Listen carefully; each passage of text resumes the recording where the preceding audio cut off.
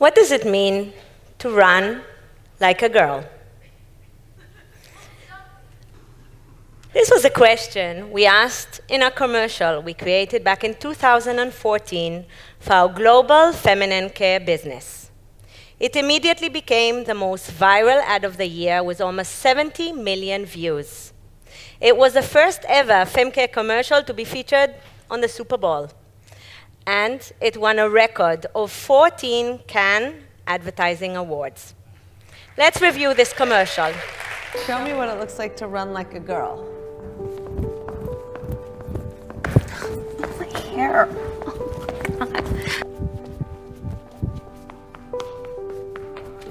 Show me what it looks like to fight like a girl.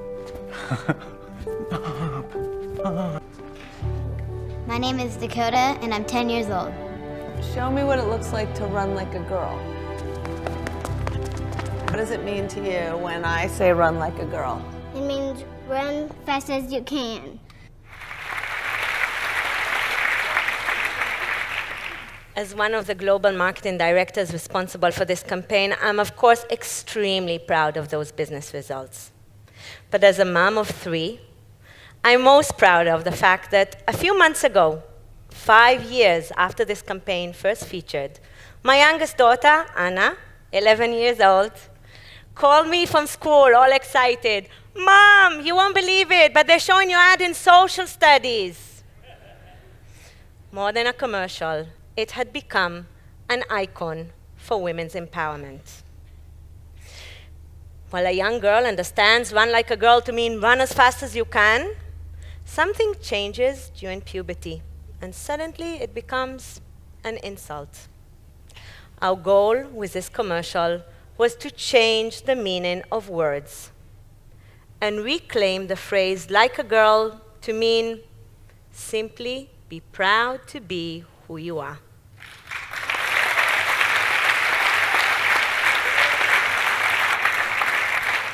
Now, what if I asked you what it means to you when I say lead like a girl? So I've spent the last almost 2 decades as a senior executive, most recently as the only woman in an all-man's team. And I believe it's time to reclaim the phrase like a girl once more, this time in the world of leadership. So growing up, my parents always used to say I have healthy chutzpah, cheeky and fearless. I was a competitive gymnast and later a platoon commander, which became my crash course in perseverance. So for me, doing things like a girl was never much of an insult. I studied psychology and business right here and landed a job as an associate brand manager in one of the largest global consumer companies. It was a marketeer's dream. I'll never forget the first meeting that I had with my general manager. It was 1998, and I was in his office because one of my launches hit a wall.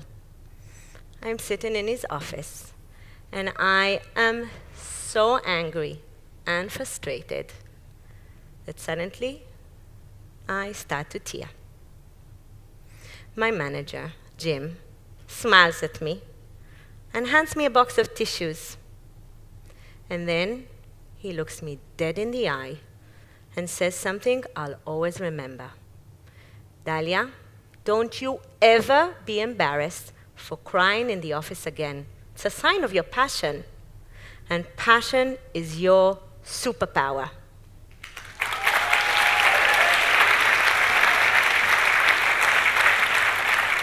And then he added, "And if you ever work for someone that doesn't appreciate that, walk away. They don't deserve you." I was so empowered. And for the next 20 years, I had many managers like Jim, and I delivered the moon.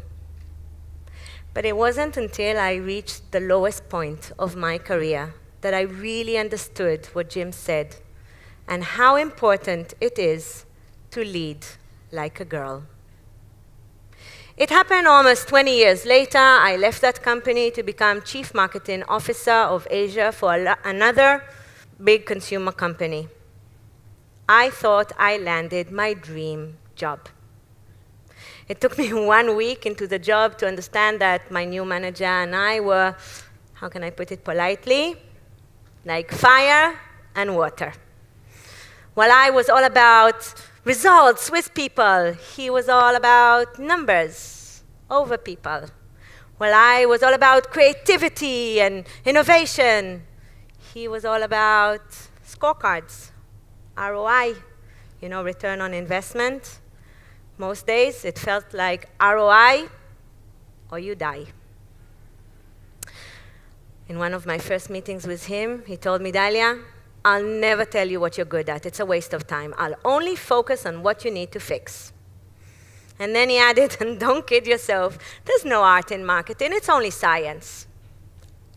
Okay, you get the picture. The two of us were like a match made in hell.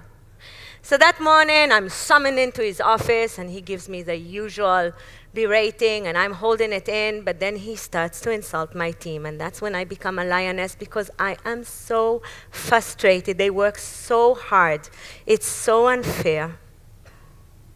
And silently, I tear.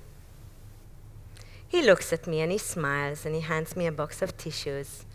And for a moment, I have that warm, fuzzy feeling as I remember my first boss. But then I notice something almost evil in his smile as he turns around the tissue box, and I can't believe my eyes. On the other side of that tissue box is a handmade sticker he prepared in advance, which reads, Dalia's tissue box. Are you kidding me? I can take this to HR. Oh, come on, Dalia, stop being so emotional. It's just a joke. I know you have a sense of humor. I was shattered. All my strengths and values were totally dismissed. My passion, sign of weakness. My commitment to people, over-motherly. The problem is that I allowed that to get to me. Fear crept in, and I was losing my spark. But I wasn't raised to give up.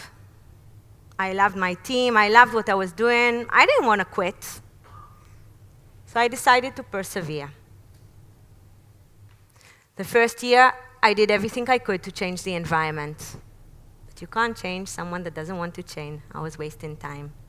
The second year, I did everything I could to change myself. But I lost myself. So much so that at the end of that year, I felt physically sick. I knew that I need to leave this toxic environment.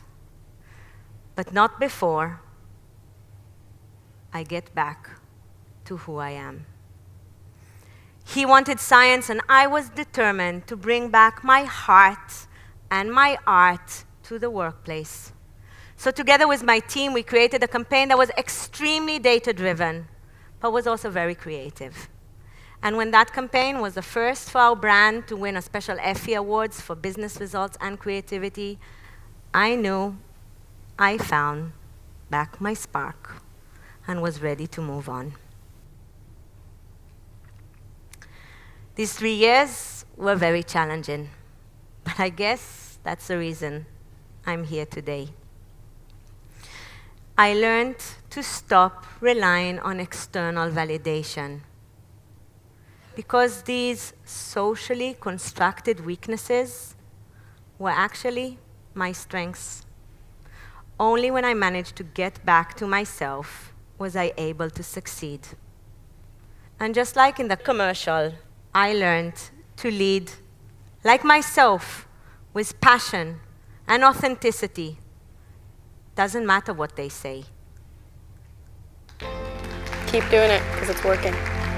If somebody else says that running like a girl, or kicking like a girl, or shooting like a girl is something that you shouldn't be doing, that's their problem. Because if you're still scoring, and you're still getting to the ball on time, and you're still being first, you're doing it right. Doesn't matter what they say. I mean, yes, I kick like a girl, and I swim like a girl, and I walk like a girl, and I wake up in the morning like a girl, because I am a girl.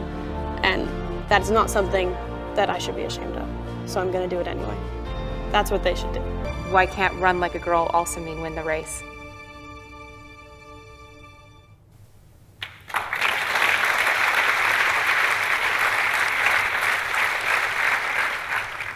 During my research as an adjunct professor and an organizational psychologist, I've learned that what happened to me is sadly all too common in the business world today. In fact, 87% of employees are unhappy in the work today, believing they work for companies that don't appreciate them as human beings. Even worse, 20% of employees are so angry they're hostile.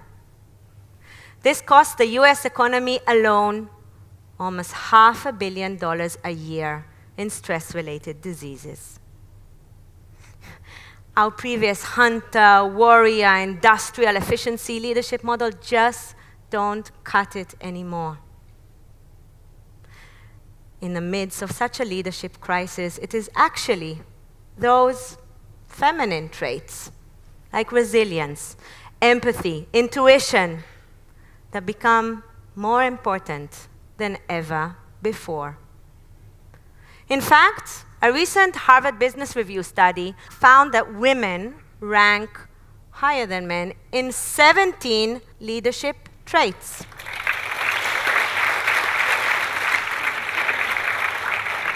So why is lead like a girl still seen as an insult? It's not about men versus women, right? We all have within us both masculine and feminine traits.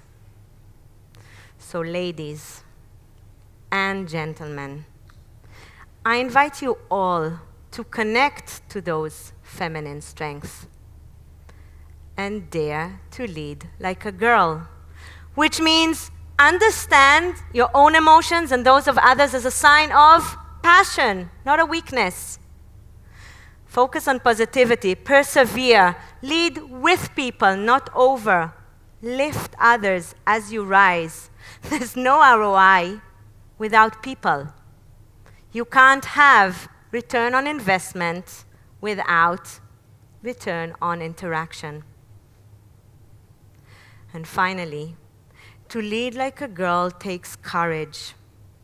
And courage is not the absence of fear.